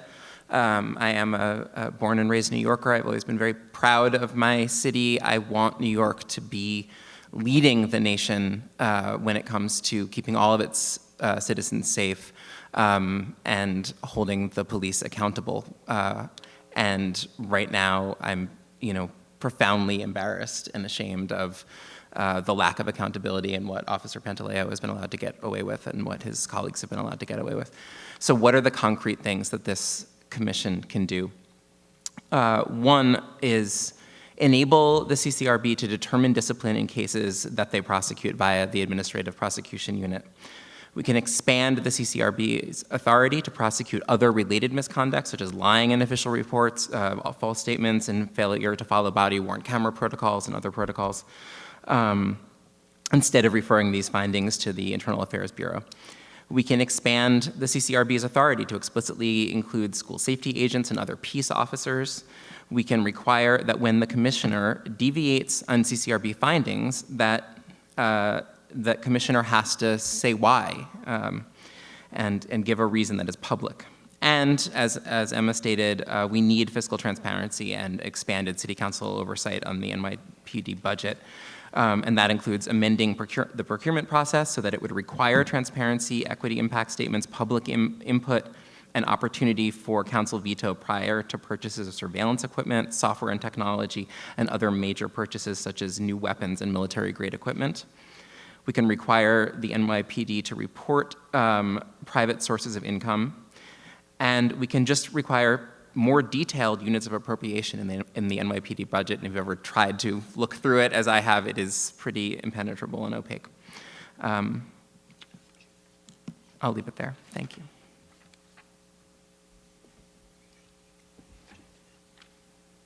Sorry, he was just asking me your organization's name again. Jews for Racial and Economic Justice, Communities United for Police Reform. Sal? Good evening. I'd like to commend the Green Party for their enlightened positions on ranked choice voting and for democracy vouchers. I think both are essential to fixing our broken political system. And I'd like to say that, Mr. Lane, I've watched you at a couple of forums, and your performance was excellent, and I was disappointed you were not included in any of the debates or even mentioned in some of the papers, because you did have a lot to contribute, and you had a lot of depth to your presentation and the issues that you raised. I wanted to ask either one of you how you feel about the redistricting process, if you have any recommendations or suggestions around that process.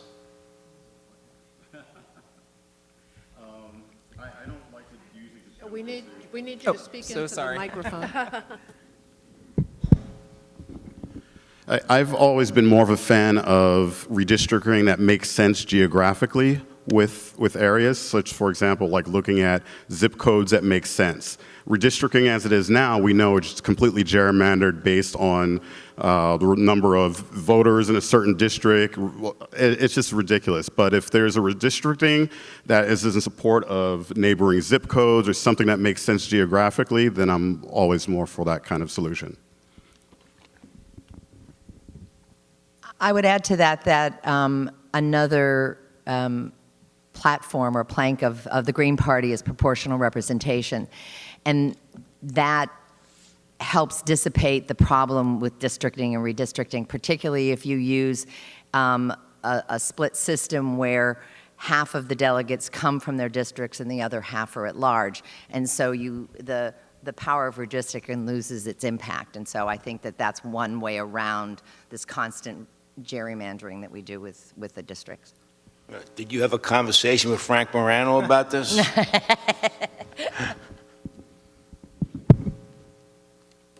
Any other questions? Mr. Fiella. Thank you. Mr. Lane, Mr. Alabaster, I'm sorry, Ms. Alabaster and Mr. This is, no. I'm sorry, I didn't have my glasses on. Mr. Lane and Ms. Carpenter, right? With an O. With an O. You've heard the debate about ranked choice voting. The issue that seems to really be up in the air is the number. Do either of you have an opinion on how many candidates a voter should be able to rank? Should there be a fixed number? We've been all over the map with respect to the testimony we've heard on this. And then I have a question for Mr. Morano. I am fairly confident the Green Party position is that there need not be a number. People are not required to rank 14, if there are 14, they can rank as many as they want to rank, and if they only are happy with 5 or feel comfortable with 5, they only have to rank that many. And we do that all the time in the voting booth anyway, right? If you don't know a candidate, you don't necessarily pull the lever. So Green Party's position is there should not be a limit on the number of people who are on the ballot. Yeah, that's exactly right. I mean, right now we use a ranked choice voting system where we're doing all-star games, and you wouldn't vote for somebody that's a crummy player, right? So you pick for the candidates that you truly support. And we, like, as Candace mentioned, we use it in all of our county organizations, statewide, nationally, locally, and we've never had any problems with that. Thank you. And to Mr. Morano, thank you for this voluminous document. Thank you. That competes with our own. This is your opportunity for a strong close. We've heard a lot from you. We actually have one more person after this panel. Oh, okay.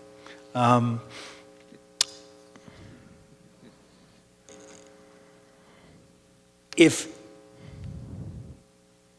there's one issue, and one issue alone that you think is paramount for this year to be placed before the voters, you've read the report, you've dissected the staff report, you've participated in every hearing, so you clearly know what we've been entertaining. What would that issue be and why? Well, I think so many of the areas in the city charter, this is the problem with a document that is not just a bare bones sketch of government, but actually has a pretty detailed plan for how almost every city agency functions. There's so many different things, and that's why I've suggested doing a perpetual charter revision council to continue looking at it.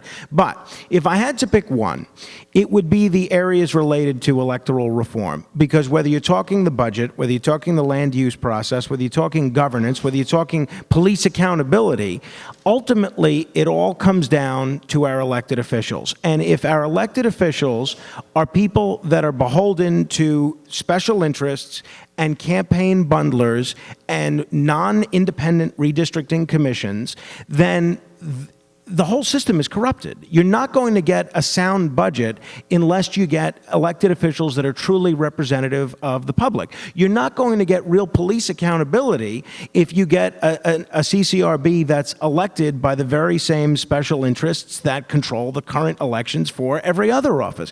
So electoral reform, in all the areas that it takes, whether it's proportional representation, democracy vouchers, nonpartisan elections, reforming the special election timing process, or ranked choice voting, which I commend the commission for considering it and being so bold. No other commission over the last 17 years has even come close to touching upon an issue like that. Electoral reform is the key to everything else. And more importantly, it gives us the key, the voters, to fix the system for ourselves and not come begging hat in hand to you guys next time you're convened in the hopes that you have the answers to all our problems, because you don't. Nobody does. The only people that can solve the problems of the body politic are the voters themselves. You can give us that opportunity to solve those problems. I'd like to thank the panel. Thank you. And there were our last two speakers are Matt Braylau and Patricia Okuma.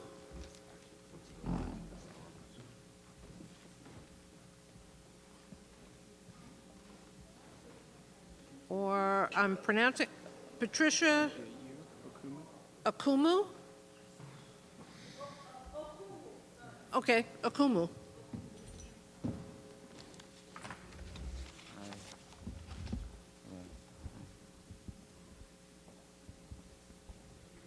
Okay. Hi.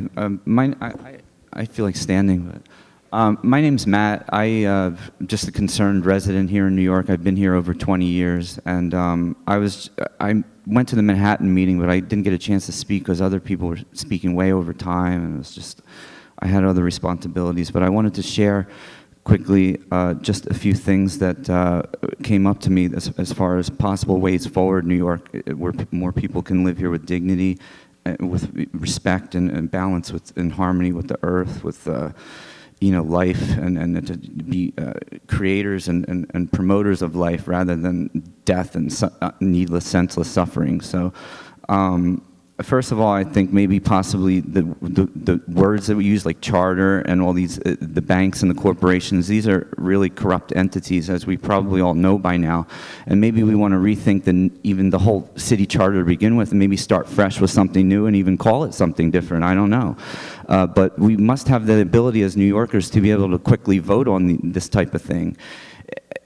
There's about 50 people here, and really this important matter should involve way more people, in my opinion. So if we had a way to engage people where people wanted to, submit ideas and submissions, maybe this process should continue and this testimony should be opened up for the public to view if people want to do that, but possibly change the name of the city charter to something else and maybe even throw it out. I don't know.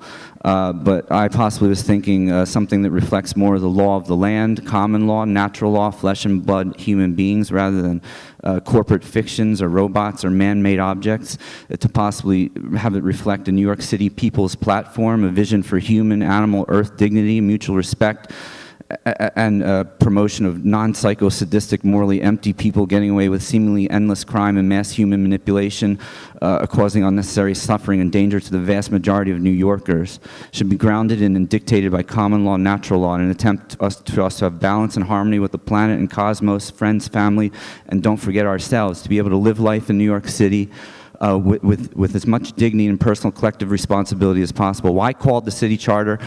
Okay, I'm redundant, but the major thing that I wanted to suggest is the ability for people to recall any public official to quickly come to a voting mechanism for both ideas and also for any major issue, to inform the public, use enough money to promote and inform the public about what all the issues are about a particular vote, and then be able to quickly come together and vote on that and get mass input, make it easy, inclusive. So I am for any method that works, like ranked choice voting or anything. If you would like to know more about what I'm doing, I have a hashtag #BestIdeas4 NYC. I also have a website, WeShare. It points to a blog. I own the domain, weshare.nyc, and my name is Matt Braylow.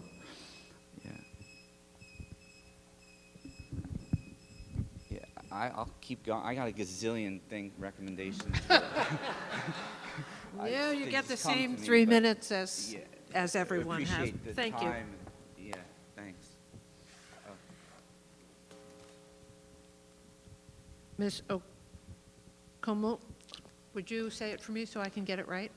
Okumo. Okumo. Mm-hmm. Hi, everyone. My name is Patricia Okuma. I'm the woman who climbed the Statue of Liberty. Thank you. I testified over the summer, and today I really didn't want to testify because I'm hurt and I'm upset about the panel and the way you are disregarding our demands, the way you're not listening. And when I spoke the last time, I was certain that I did not trust in the system. I remember that much. And I still do not trust in you and the system. You're not listening to the civilians. You're not listening to the people. In 2014, when Eric Garner was murdered by Officer Patilio, I had an experience in that area of Staten Island, not too far from Bay Street and Victory. I live in St. George, and I lived in this country for over 2 decades, coming from the Republic of the Congo, and we're here talking about police violence, and I'm testifying, which is weird because we shouldn't be having this problem of police murdering our people. But we do. I had an encounter in 2009 with the NYPD in which at least 8 or 12 police officers were yanking me out of my Camaro because KFC had a truck driver who will go around and just take people's cars. That was the business. But I did complain to the Ccrb, and it went to deaf ears. So I'm here to ask you to pay attention, please, and elect a civilian complaint review board, because we do need someone in our own community that can hear our problems and represent us and advocate for our needs. Someone else wouldn't do that unless they come from within our own community and they represent us. In 2016, I had an encounter in which you can look online where, again, officers, over some biased approach, someone had called the police on me for no apparent reason. One of those incidents they call unconscious bias, because that's what happened to us when the police are called. They discriminate against us because of our color, and they make bad judgments against us because of our color. But I'm proud in that incident, again, involving several police officers, and I had to be sedated. I broke an officer collarbone. And I wish we can do more of that. Break their collarbones, fight back, I don't know, physically if we have to, because you guys aren't listening. You are on the other end where you are benefiting for a system that oppresses the marginalized community. And there's come a time where we sometimes have to fight back. You know why? When I climb the Statue of Liberty on the 4th of July, I need more time, please. I won't be too long. I went through a trial on December 17 in which the judge found me guilty on all 3 counts of federal misdemeanors, trespassing, disorderly conduct, and interference with government function. And guess what? On March 19, I faced my sentence of 5 years probation and 200 hours of community service. But we're here after 4 years, is it, talking about Officer Patilio still not facing the charges for murdering Eric Gardner. This is insane. This is crazy. And because of this trauma, he lost his daughter. We all traumatized in the community, and you're not listening. You need to be listening to us, and you need to stop being stubborn, because one of these days, we will fight back, and we may fight back physically. Thank you. Thank you. Are there any questions?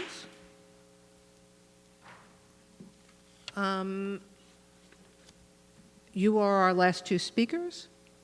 I thank you very much. Thank you. You're welcome. Any questions? I don't think so. Okay. I would like to thank everyone for attending and being part of this important process, both today and at all of our borough hearings. As a reminder, we will also accept written testimony via email until May 24th. Our email address, as I said before, is info@charter2019.nyc. The Commission will next meet in June to discuss and vote on proposals that would advance to the ballot in November. Please keep an eye on our website and social media accounts for up-to-date information and specific dates. Now, as I mentioned earlier, we will open the floor to discussion among the commissioners. Commissioners, please be as concise as possible with your comments and respectful of everyone's time. I look forward to this being an important and productive opportunity to talk through the many issues raised in both the staff report and by the public this evening. With that, we'll begin. I see, Jim, you were the first out of the box.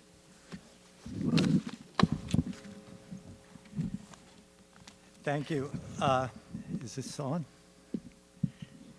I just wanted to say a few words about my views on police accountability in the CCRB, and to thank all the people who've showed up to talk about this throughout all our hearings. I came to this commission supporting meaningful reforms to the CCRB, and I've also read all the materials and memos from the advocates who have uniformly testified that it's totally clear that we have the authority to take police discipline away from the police commissioner. I respect the advocates who have appeared before us, who've worked on this so hard. I concur with their goals, and now I'm going to speak for myself as one single commissioner who is also a lawyer. I think their legal analysis overlooks some critical and complicated points. The whole issue of police discipline is sort of a very complicated coming together of city and state laws in very complicated manners. And in one particular regard, there are a number of issues, but the state civil service law says the default for determining the terms of employment is collective bargaining, including discipline.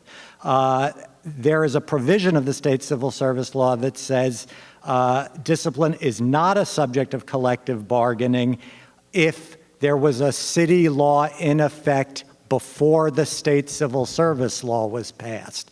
New York City has that. We have the city charter provision and the administrative code provisions that you all have referred to that was in effect before the state civil service law. But there's only one problem with that. If there is a risk, a real risk, that if we change that law, we will no longer be grandfathered. And that means that the civil service law will kick in, and police discipline not only won't be a matter left to the police commissioner, it'll be a matter left to the PBA in every one of their contract negotiations. So I know staff is working really hard on this issue. I know they're doing a lot of work on this. We are listening to you, but it is also our job to look at these kinds of risks of what could happen if we propose something on the ballot that is not on solid legal footing. So I just wanted to sort of put that out there from my perspective of having looked at these cases on my own and read your materials. And the other thing I wanted to say, because I think everyone should have as much information as possible when we start working on making decisions, I have made a lot about spreading, sort of sharing a little bit broader the accountability of the law department. And I still believe that, but I just wanted to sort of finish up on a story. I had given the law department a hypothetical when they were up here about a borough president wanting to sue on NYCHA infill and not being able to. Well, our office reached out to the law department, and we have hired conflicts counsel, and the law department is footing the bill, and we sued the mayor and NYCHA on NYCHA infill. So I just wanted to, it doesn't change my position that there still needs to be more spread accountability, but I just wanted the commissioners to know that. Thank you. Carl? Thank you, Madam Chair. I recognize this is the last of 10 public hearings, and I think an additional at least 4 or 5 public sessions with expert witnesses. And so this is an appropriate moment to thank you, Madam Chair, and the staff for conducting these hearings in a fair, open, and extremely competent fashion. So I do want the staff and you to know that I think on behalf of all of us, we really appreciate the way you've managed these hearings. And I do think the public has had an ability to express their views on a variety of issues. And as we've heard tonight and as we've heard throughout these past hearings, and I think we're all better informed because of it. I do want to take this opportunity also, as at the last hearing in Manhattan, there was testimony regarding the City Planning Commission and a statement that somehow 6, as I recall, I haven't reviewed the videotape, but my recollection is that the statement, the testimony was that 6 members of the Planning Commission were in effect real estate developers, and an additional 3 were in the pocket of the real estate industry, and an additional 3 were lobbyists for the real estate industry. And that testimony was simply incorrect, and I distributed to all of the commissioners, including you, Madam Chair, and to the staff, the profiles of, in fact, all 13 current members of the Planning Commission, 7 appointed by the mayor, and 1 each by the borough presidents and the public advocate, demonstrating that that clearly is not the case, and in fact that that of the current Planning Commission, at least 3 have extensive experience as members or chairs of community boards or as chairs of major committees of community boards. At least 4 are heads of community-based organizations, and at least 5 are architects or planners with advanced degrees in city planning, which I think is a broad reflection of what a planning commission should be. So I would ask that the email that I don't want to recite here, my entire email just profiling the current members of the commission, but I would ask that the email that I sent to everybody be reflected in the record. Thank you. And we will certainly do that. Is there any?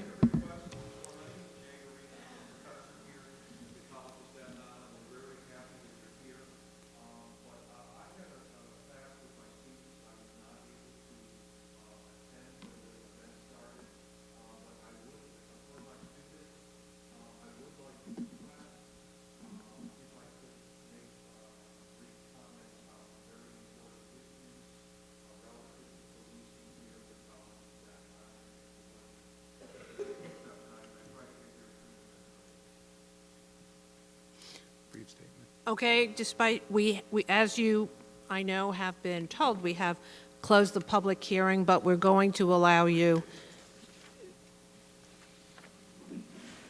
No applause, folks. Just thank you. If you could fill out a speaker slip before you leave, and if you could tell us your name again.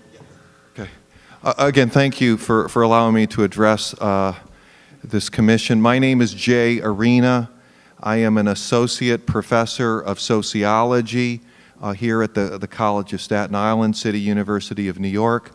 And I want to speak in favor of changing the city charter to have an elected civilian review board for the police with prosecutorial powers and investigative powers. This is a very important issue for our community here and for my own teaching. I began here in 2008, and you know, with our teaching, CUNY is being, the budget is being slashed, the wages, our two-tier system is expanding. There's a number of attacks going on here that affects our teaching, but also what happens beyond the walls permeates into our classroom. So when my students are facing eviction from skyrocketing gentrification going on in New York, that permeates into my classroom. Also, when my students are being jacked up by the police regularly, that permeates into my classroom, right? When we have here, now we're now holding a hearing, the police are holding a hearing on the murder by Daniel Pantaleo of Eric Garner right here on Staten Island, right? That affected us. But also, right here on this campus, in November of 2011, yards away from where we are gathered today, a longtime cafeteria worker, African-American cafeteria worker, who had come, he was not even scheduled to work. He came in special. And there was a engagement with the police.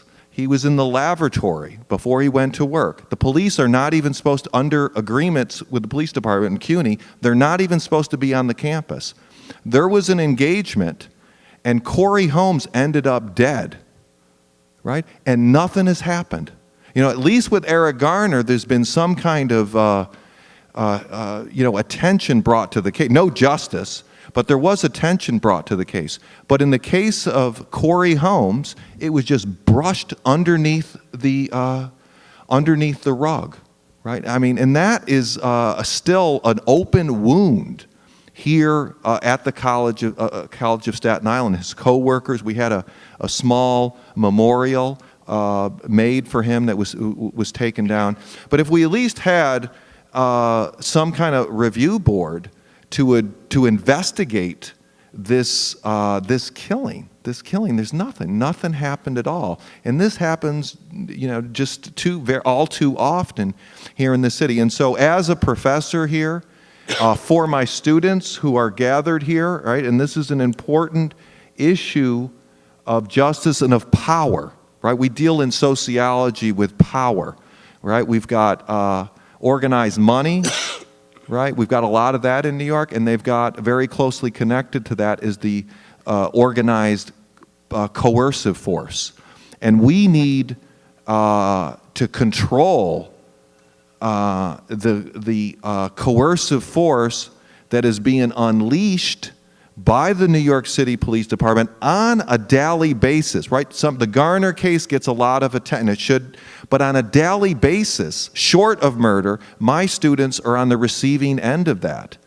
And it comes into the classroom, and it needs to end. And we have to have, I don't see the Civilian Review Board as being the, the magic bullet, but it would be a step in the right direction. So I encourage you, on behalf of my fellow co-workers here at CUNY, on behalf of my fellow students who are dealing with many obstacles to getting their degree. But one of them is police terror, and it needs to end. So thank you and again, thank you for allowing me to speak.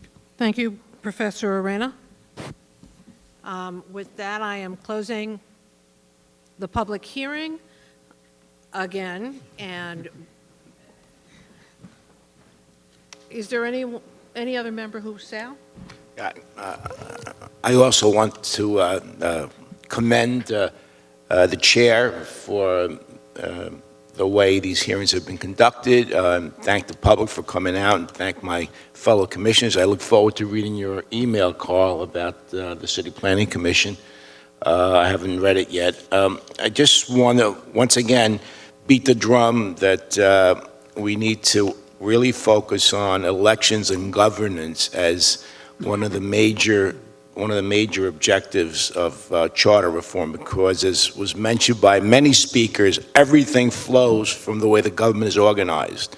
And if we can make a major difference in our democracy in New York City, we would have had a real impact. I am heartened by the fact that we're looking at ranked choice voting. I think that will open up the process. I think we need to be bolder on campaign finance reform. I'm of the position, as I've said repeatedly, that the matching system is really not doing much for the public and for it benefits political insiders. I think there's a better system, and it's growing in popularity by leaps and bounds. As I pointed out, Senator Gillibrand just proposed democracy vouchers on a national level. And although the staff said that they were concerned about the fact that the city council can do this by local law, I've pointed out repeatedly that legislators generally do not propose opening up the system where competition becomes more prevalent. So I think we have a responsibility as a charter commission to look closely at democracy vouchers, and I'm hoping to advance that as we go along. Once again, I'm disappointed we didn't consider open primaries or nonpartisan elections, but we have the opportunity to look at democracy vouchers. Also, lobbying reform is another issue we need to explore and consider for placing it on the ballot. Redistricting is another area that I think is open for more of bolder action on the part of the commission, I think the public will be responsive to that. I'm happy to hear that we're getting more feedback from the general public from entities that were not part of the testimony, and I know several of us will be going out speaking to the public about this, and when we talk to them about these issues, they do get excited, and hopefully over the next couple of weeks, we, the commissioners, will share our views and our proposals and come to some consensus that will make the city a much more democratic city, because as was pointed out, what we do in New York City has a ripple effect across America.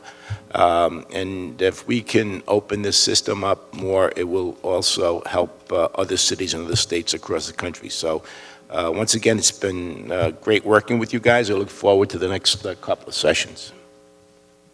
Thank you. Okay. I'm sorry. I didn't see you, Paula. Thank you very much. I wanted to echo the compliments and the thanks to everyone. I have a couple things I want to say for the next report. I want to be sure that we demonstrate that we have listened, and that when we report on our next set of recommendations, that we speak to the issues we've heard repeatedly. I just think it's important that we demonstrate what I know is happening, and that's that we are listening and we do care. So that's number one. Number two, I know we're all going to get another opportunity to respond before we go to the vote on June 12th, so I'm looking forward to that. And the one area that I'm excited about that I think is going to take a really yeoman's job to figure out is the integrated planning that we've been speaking to. So I'm really excited that that can have some really big impact on our future. So just to summarize, I want our next report to demonstrate that we've listened and that we are responding to what we think are the right actions to take. I want to be sure that we get a chance to have feedback once more, which I know is the plan, and finally that we address integrated planning. So thank you. Thank you, Paula. Have I missed anyone else? And I would like to assure everyone who's taken their time to come here that we are listening. I know that you feel that because we're not responding sometimes that we are not listening. But we have been listening, and we've been talking to try and understand what the limits of what we can do. I certainly would like to be associated with the comments of Jim Karras, that for those of you who are looking at an ECRB, I understand why you're looking for an ECRB. However, as Jim stated, I have concerns about whether that is the best way for us to go about recommending to the public that we increase accountability, which is the goal.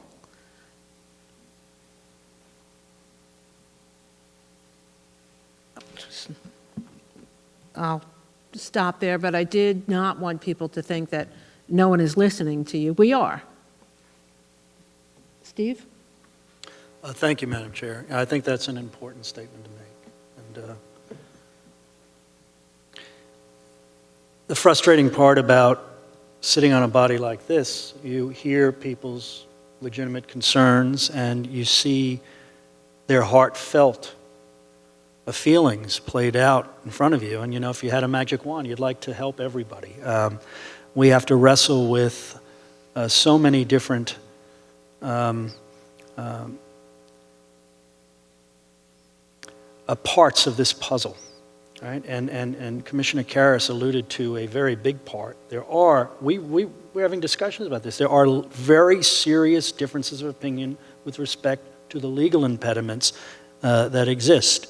Notwithstanding what the very eloquent folks who have testified repeatedly throughout these hearings, notwithstanding that. But I join you in saying we have listened. And we're not done, but I share the sentiments.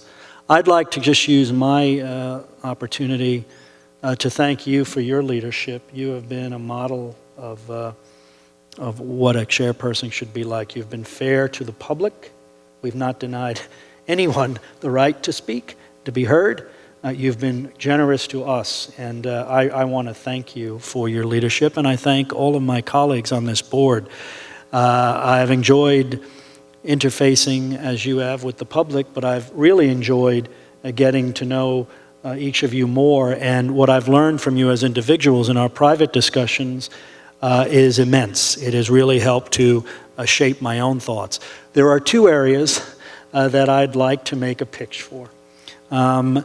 As I said, this is the 8th Charter Revision Commission since the '89 Charter had been adopted. I think this is a Charter Revision Commission that can actually achieve the most substantial level of reform since that time. And that's really exciting. I was skeptical in the beginning, and I grew more and more comfortable and confident as we went about our business. The staff has done a great job, and I want to thank them, and I want to especially thank the public. I forgot to do that, for coming out. Many of them sat with us till 12 in the morning and 1 in the morning, and we thank you. Now we get to do this. None of the hand. But I really do appreciate them coming out and really educating us and speaking honestly about their concerns. So, my 2 areas. I've tried for 22 years to advance a few issues. The twin pillars for me, and not to suggest that anything in the staff report isn't what I could support. There's a lot that I don't support and a lot that I do. But there are 2 areas that I've spoken about extensively in the last 2 decades. And my 2 previous charter revision commissions, and the 5 that I wasn't on, but I testified. So I share the frustration. Were you the Frank Morano of the past? No, I've never been the Frank Morano. I was a show up once and done.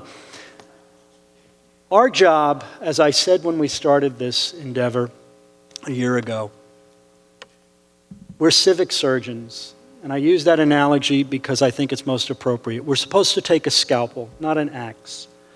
We take an axe to this document and we can really do severe damage. And this is a complex city, 8+ million people, 300, I think it's 300 square miles or thereabouts, spread out over 5 boroughs.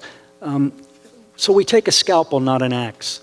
Our dilemma, as I've also said repeatedly, I'm a broken record, is that we have the Goldilocks dilemma. We got to find it just right. It can't be too hot, it can't be too cold. We've got to find it just right. And a scalpel helps us do that. 2 areas where I think the '89 charter didn't get it necessarily wrong intentionally, but did not give enough thought to. And they acknowledge it. They acknowledge it. I just want to read you with respect to boroughs. This is from the chairman, Chairman Schwartz of the '89 Commission. The overall thrust of the charter revision is not to diminish the role of borough presidents or the voice, but to give them a new executive function within their boroughs, functions which will enable them to, and this is the important part, this was the goal of that charter, initiate proposals, require them to make fiscal, land use, and service delivery choices, and compel public deliberation and discussion about their decisions and their initiatives. September 1989, Fritz Schwartz. Eric Lane, Dr. Muzio, and others have all testified that they think they fell short of that mark. Here's where we're at. We empower the borough presidents, and I'll use this one example. Borough presidents are empowered to propose a budget. That's the power, one of the powers they're given, as a counter to the mayor's proposal. Another section of the charter says, but if they propose X, they have to take away X from the mayor's side. In other words, they have to do equal offsets. Sounds good so far. That adds up. Oh, but wait. You get to another section of the charter and you find out, but they can't do that because the borough president can't get those numbers. If I have $100 million in proposals, I have to find $100 million to cut from the mayor's proposal in my borough. The problem is the section that relates to departmental estimates do not break down the numbers by borough. So the borough president, that person's position and authority is severely compromised and undermined. So if we could fix that, we would empower the borough president's voice to, I think, have that meaningful role in public deliberation and decision-making without, as Dr. Muzio and Executive Director Lane, Dean Lane said, that wouldn't undermine the authority of the principal players, the council and the mayor. That's my first one, borough empowerment. 1902 is when the Brooklyn aldermen rebelled after 1898 when we got together, and the Brooklyn aldermen said, oh, Manhattan's too powerful. So they made some changes. We've been fighting for 100 years on this. I'd love for us to get something done there. That would be really, really substantial. And the second thing, and my baby, is this notion of a rainy day fund. I've said that, a government that robs Peter to pay Paul always has the cooperation of Paul. We're $250 billion in long-term debt. In an age of term limits, no one is thinking about 30 years from now, let alone 3 years from now, let alone 30. In 1989, the joke on the Charter Revision Commission was this: the short term is this afternoon's Post. That's when we had a morning Post and an afternoon Post. The long term is tomorrow morning's Times. It's only gotten worse. In the aftermath of 9/11, if we had had a true rainy day fund, a true revenue stabilization fund, we would not have had to refinance the bonds for another 30 years, extend the Financial Emergency Act, cut services dramatically, and increase taxes. We could have dipped into that rainy day fund and stabilized the ship to weather the storm. That's the responsible thing to do. That's the morally right thing to do to future generations. It's been discussed and debated for 30 years. I'd love it, Madam Chair, if we could do something about it. So I'll wait until the next meeting to bore you all with more thoughts, but those are the two areas that I've been pleading about, and I hope that a majority of you will find it acceptable and that we do something in those areas as well. Thank you so much. Thank you. Are there any other speakers? Then, may I have a motion to adjourn? So moved. Second. Good. Second. Discussion? All those in favor? Aye. Opposed? The motion carries. The meeting is adjourned, and the business of today's meeting has concluded. While you're welcome, and we hope you take the written materials with you, please remember to leave your blue folders and your name cards so that we can recycle them and use them at the next hearing. Thank you very much, everyone.